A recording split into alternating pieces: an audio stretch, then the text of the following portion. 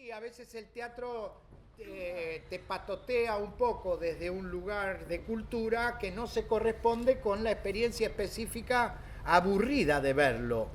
Es muchísimo más divertido hacerlo que verlo. Verlo en general es una experiencia aburrida. Es una experiencia que no parece movilizar enormemente. Sí, en lo que serían a veces aspectos, porque el teatro no es solamente el teatro, o no se hace solamente en el teatro. El teatro, como la poesía, como la política, como la filosofía, circula como la actuación. Bastaría poder verla y entonces situar el fenómeno de lo teatral en muchos otros ámbitos.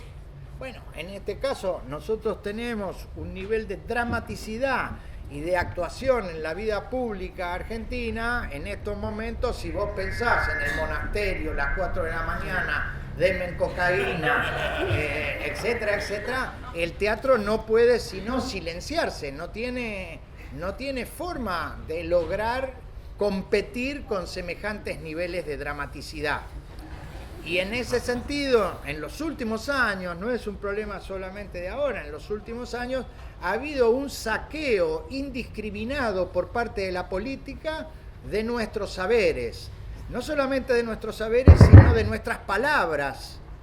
Nuestras palabras circulan de manera permanente en la explicitación de la política de ciertas cosas que no pueden nombrar desde la política. Entonces usan la palabra actores, usan la palabra escena o escenarios, usan la palabra conflicto, acción, una serie de aspectos que corresponden a nuestra nomenclatura, digamos, ¿no? Bueno, esas eran algunas cosas. No, me quedo pensando en lo siguiente: las situaciones de deseo no tienen un carácter moral en la construcción de creación. Entonces uno diría, parecería que es una grosería decir hemos desarrollado una práctica pedagógica porque queríamos comer jamón crudo. ¿Entienden? Parecería que estaría mucho mejor decir encontramos en el camino poético, etcétera, etcétera, etcétera.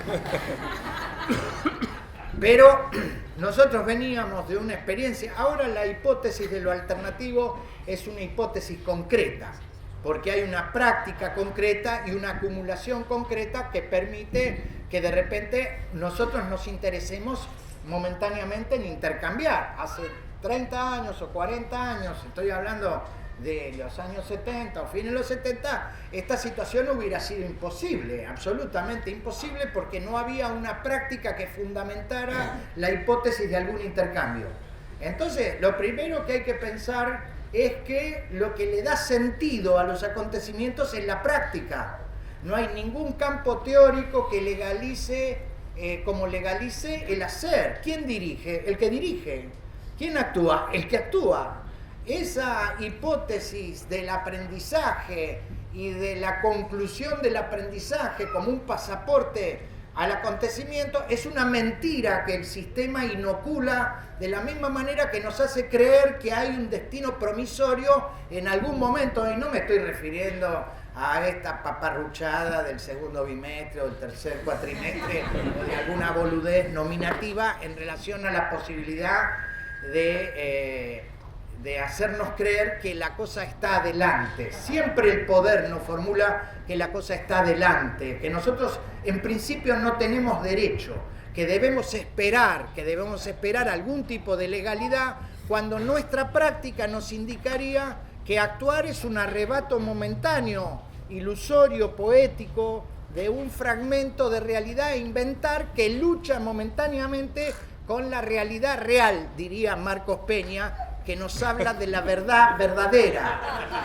Nos habla ya no de un concepto, de una noción bastante cuestionable. Nosotros tenemos claridad en el cuestionamiento a la idea de la verdad porque sabemos que es un territorio de invención, la verdad. Y entonces no aspiramos a tener verdad. Al revés, reivindicamos el territorio de la mentira como un territorio poético. Por eso siempre nos pareció que el método, sus acólitos, las formas tradicionales pedagógicas, hacedoras de un tipo de técnica que puede ser útil desde el punto de vista de la mecánica, pero correspondiente a un tipo de lenguaje absolutamente conservador, la introducción del elemento del término verdad nos parecía francamente sospechosa ya en aquellos años. ¿Y por qué tenemos que aceptar como bueno que algo le creímos?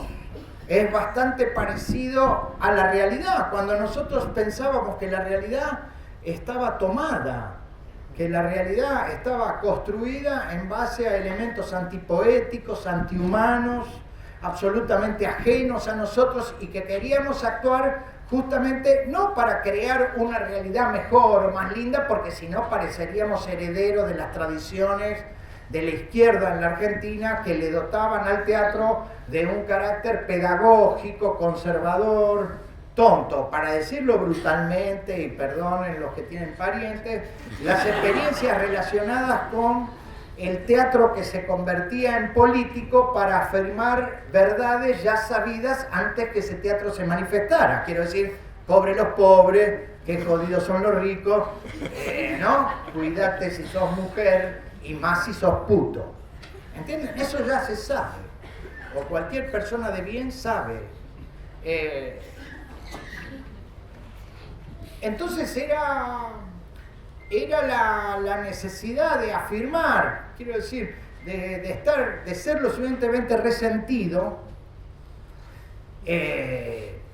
como para aceptar la marginación y en el transcurso no tener muchas ganas de llegar a ningún lado, sino más bien quedarse en ese lugar, porque si no parece que la marginalidad, cuando digo marginalidad no me refiero a una idea lona, a estar en la lona. Siempre nos pareció un error gravísimo que los lugares no fueran agradables, limpios, que los lugares de ensayo no hiciera calor, que no hubiera té o café o Coca-Cola o las cosas que se pudieran, las sustancias que se pudieran consumir sin afectar la organización del ensayo. Siempre nos pareció que eso era muy importante, que nosotros éramos una expresión que debería tener orgullo y alegría de manifestarse, por más que uno se viera enfrentado a una realidad siempre difícil, que es algún pariente, algún vecino, un taxista que hace la pregunta horrible de ¿qué haces?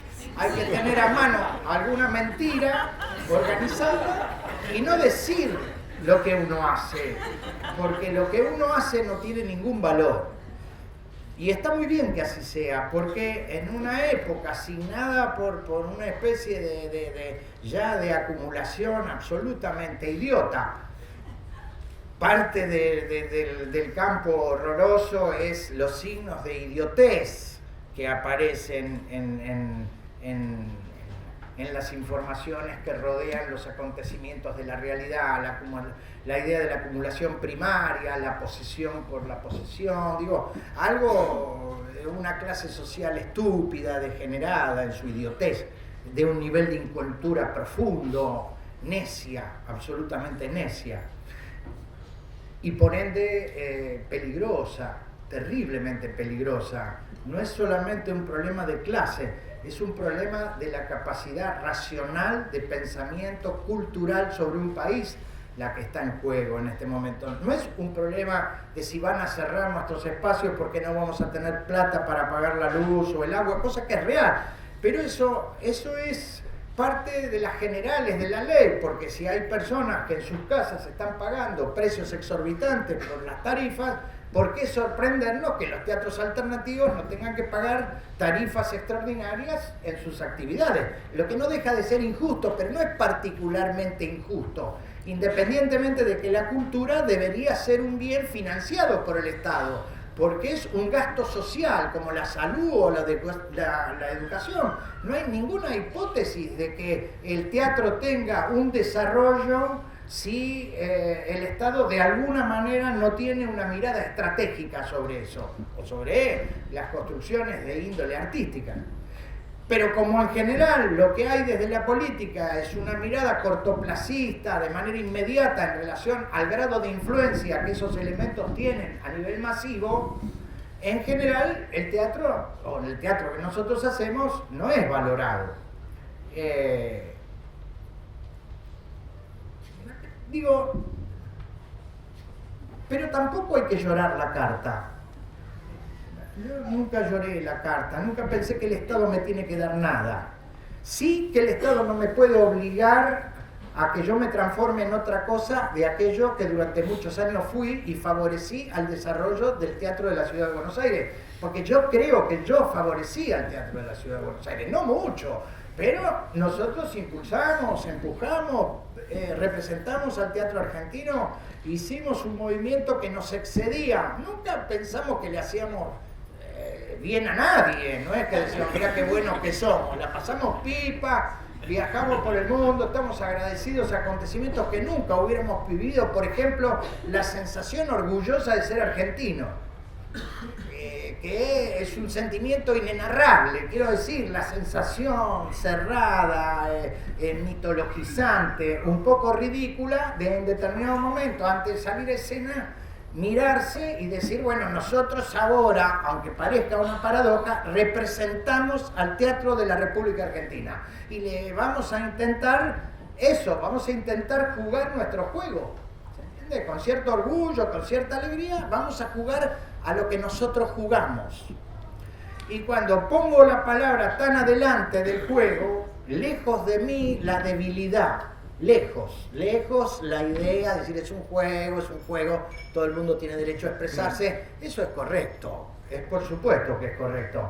A nosotros nos preocupa el teatro como lenguaje, nos preocupa tener un espacio y un territorio de discusión en relación al teatro, a su desarrollo, a su potencia, quiero decir, en ese sentido, un vínculo profesional, tomando la palabra profesional como la idea de profesar y no la idea de pertenecer al modelo que se formula como alternativa de existencia, que sería bueno, tener que hacer esto, tener que dirigir acá, tener que hacer esto.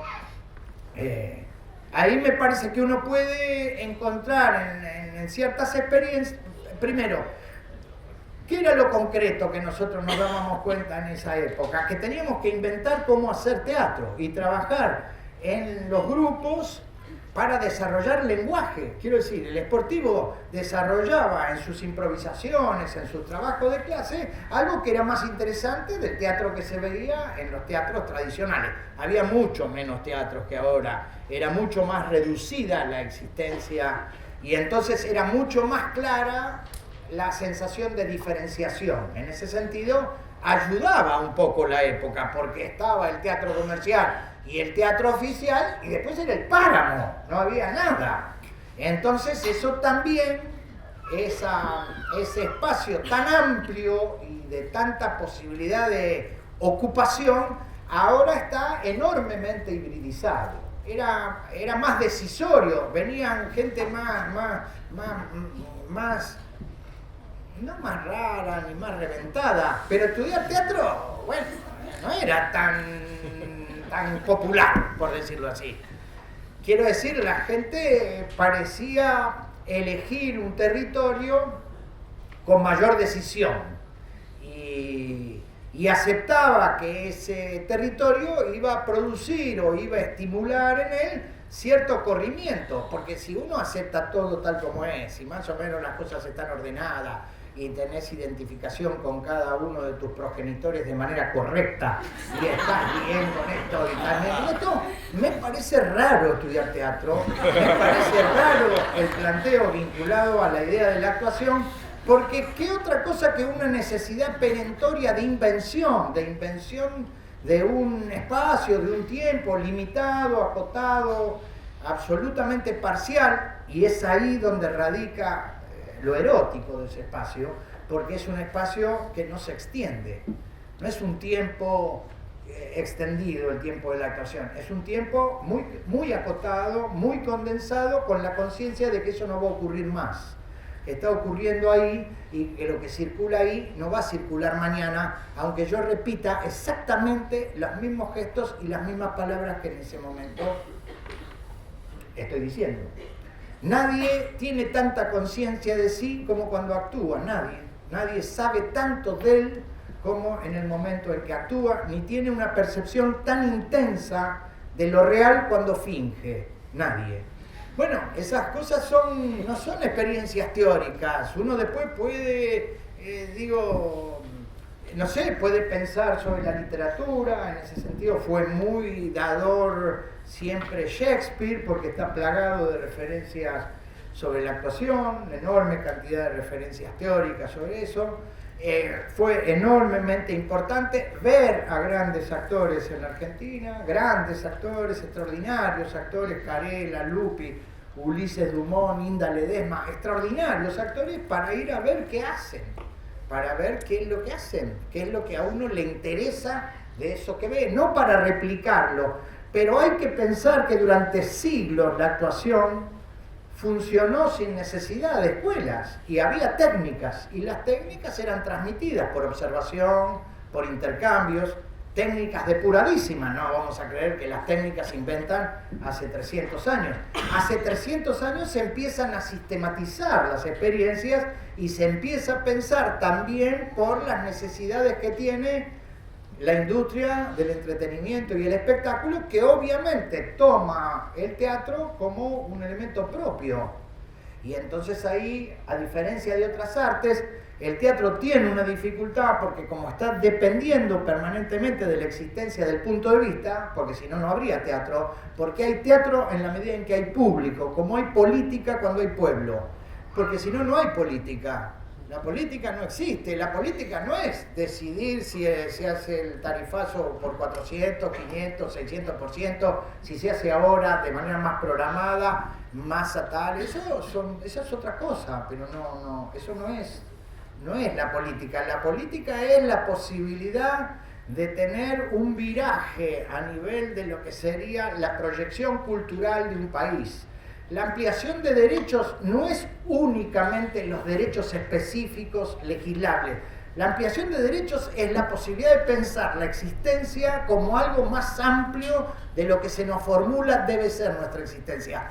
Toda persona de bien tiene el sentimiento alguna vez, porque se tomó un par de vinos de más, que está para otra cosa y que hay algo de su fuerza que quedan reducidas.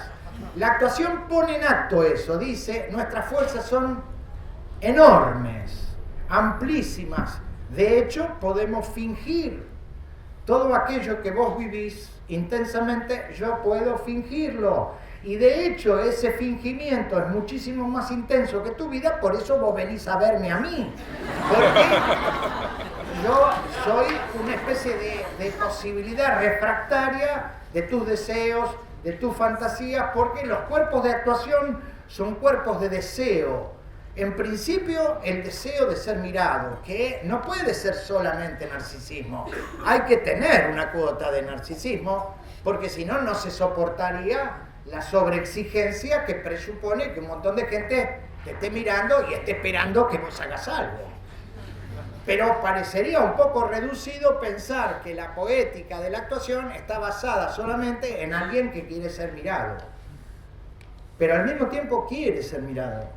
Quiere tener una aspiración momentánea a hacer algo. O al revés, o tiene la aspiración momentánea de salirse de la nominación absolutamente aterradora de ser algo, de ser esa persona, de ser ese nombre, de tener esa conducta ya determinada y momentáneamente diluir el yo.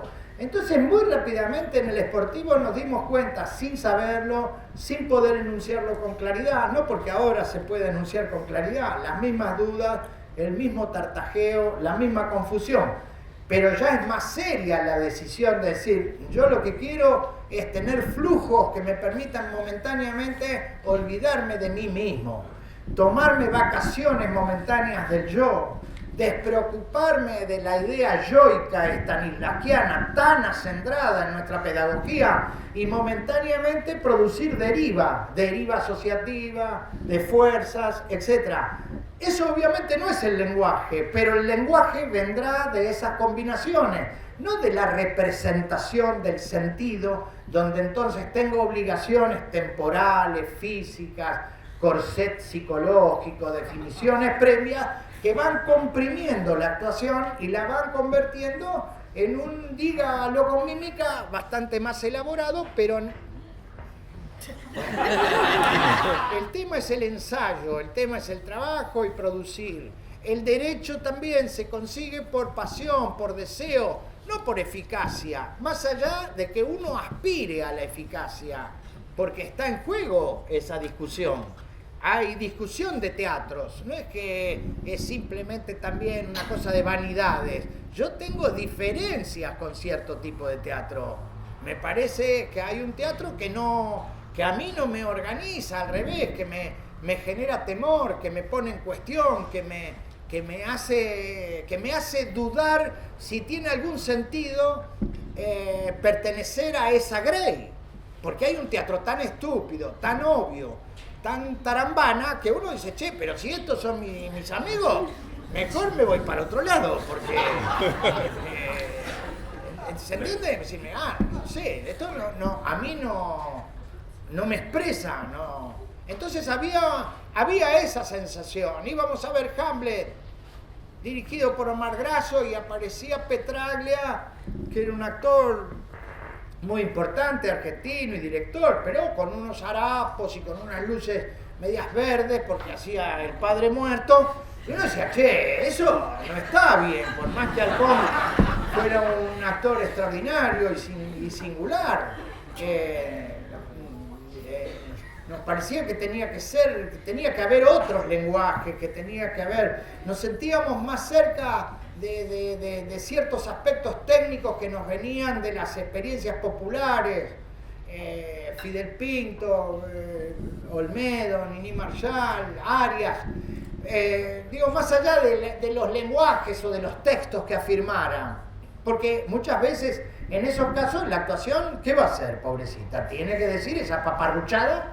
Lo mismo pasa en el teatro oculto, que algunos actores extraordinarios tienen que decir esos textos mamotréticos y estúpidos, y entonces, a veces, con mucho esfuerzo, suplen por su técnica personal, por su magnetismo, por su histrionismo, porque vos tenés empatía con ellos, lo que los textos reducen. Cuando digo porque los textos, si no están dispuestos a ser violentados eróticamente por la actuación, no son textos teatrales, son textos literarios que pueden modificar el canon literario, pero no van a producir lenguaje teatral. El teatro se va a ir modificando y va a desarrollarse no tanto por los temas, porque dentro de los 10.000 años que vienen, los temas van a ser iguales. Los temas del teatro que va a tocar van a ser 4 o 5 temas que van a ser similares. Lo que va a modificarse es la concepción de los procedimientos y las líneas formales, pensando en la forma no como un concepto acartonado, ni de marca, ni coreográfico, sino la forma en su concepto más existencial, en la idea de que es a través de la pura superficie de la actuación que el teatro va a poder evolucionar. No es un problema solamente de la Argentina. Eso fue otra de las tristes experiencias de viajar, que es que nosotros fuimos inicialmente a Europa. Bueno, son los alemanes. No, digo, no totalmente ingenuamente, pero un poco decíamos, bueno, vamos a ver, no sé, vamos a ver el teatro de tal, vamos a ver a la Royal Shakespeare, vamos a ver esto, vamos a ver lo otro, vamos a tal festival internacional, seguro que vamos a ver a los grandes maestros del teatro mundial. Y la mayoría de las veces la experiencia no era del todo positiva, veíamos languidez, veíamos desencuentros, veíamos una formalidad vacía, donde no había ningún hálito afirmativo potente, porque la actuación es una voluntad de forma. Esto siempre fue un campo de mucha afirmación en nosotros. Hay una frase de Stanislavski, miren que Stanislavski no es santo de mi devoción, sobre todo porque siempre sus ejemplos sobre los actores es que parecen mogólicos, siempre están tartamudeando al borde del colapso, viene el maestro director, les indica algunas cosas y todos se ponen contentos y van para adelante. Y el teatro se hace, y la experiencia todos es magnífica, es una experiencia grata, y eso. Porque también hay una idiotez en el teatro, que es la idea de ser bueno a través del teatro, ¿me entienden? Como una especie de aspiración buenística.